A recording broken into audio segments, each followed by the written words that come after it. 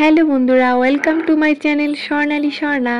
তো আজকে তোমাদের কাছে আমি ইউনিক একটা রেসিপি নিয়ে চলে আসছি। পাটিসাপটা তো সবাই কম বেশি খায়, তো আজকে আমি নিয়ে আসছি আম পাটিসাপটা। তার জন্য আমি সুজি কড়াইতে ঘি দিয়ে সামান্য ভেজে নিয়েছি। তারপরে 1 কাপ ময়দা দিয়েছি আর 1 কাপ চালের গুঁড়ো আর আমের পিউরি দিয়ে দিলাম। সামান্য পরিমাণে চিনি অ্যাড করেছি।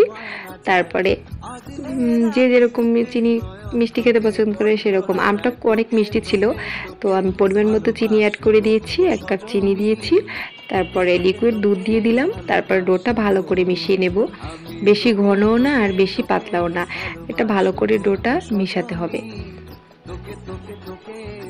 যেহেতু আমি আমের পিউরি দিয়েছি, তো এটা ভালো করে নাড়তে হবে, অনবরত নাড়তে নাড়তে দেখতে হবে ডোটা কেমন হয়েছে। ঠিক এমন হবে, তখনই ডোটা কমপ্লিট হয়েছে।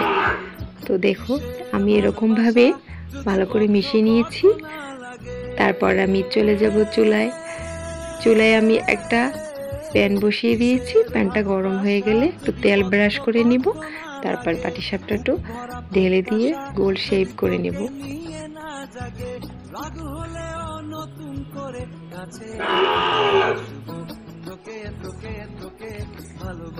আমি গোল শেপ করে নিয়ে আঁচটা কম আঁচে রেখে পিঠাটা হতে দিয়ে দিয়েছি।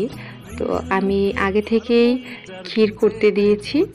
তো ক্ষীরটা আমি আগে থেকে রেডি করে রেখেছিলাম। যদি তোমরা আমার ক্ষীর বানানোর ভিডিওটা দেখতে চাও, অবশ্যই কমেন্ট বক্সে কমেন্ট করবে। তো আমি এখন আমার পিঠাটা কমপ্লিট হয়ে গেছে, এখন আমি খিরসা দিয়ে দেব। তো এই তো দেখো, আমি খিরসা বানিয়েছি, সেটা দিয়েছি। আর দেখো, যেহেতু এটা আম পাটিসাপটা, তো দেখো কি সুন্দর কালার এসেছে। কালারটা আসলে অনেক সুন্দর এসেছে। আর পিঠাটা খেতে খুব ভালো হয়েছিল। তোমরা অবশ্যই বাসায় ট্রাই করবে, তোমাদের কাছে খুব ভালো লাগবে। আমার কাছে তো খুব ভালো লেগেছে। এটা আমি ফার্স্ট টাইম করেছি পিঠাটা, তো ফার্স্টে করে অনেক ভালো লেগেছে। আমি আবারও করব। তো টাটা, বাই বাই। আমার তারপরে আমি বাসায় আমার হাজব্যান্ড আমার জন্য একটা তরমুজ এনেছে। তো তরমুজটা দেখো কত লাল। আমি ভাবছি তোমাদের কাছে এটা শেয়ার করি। তরমুজটা এত বেশি মিষ্টি আর এত কালারটা এত লাল, তাই ভাবলাম তোমাদের এই ভিডিওটা তোমাদের সাথে শেয়ার করি।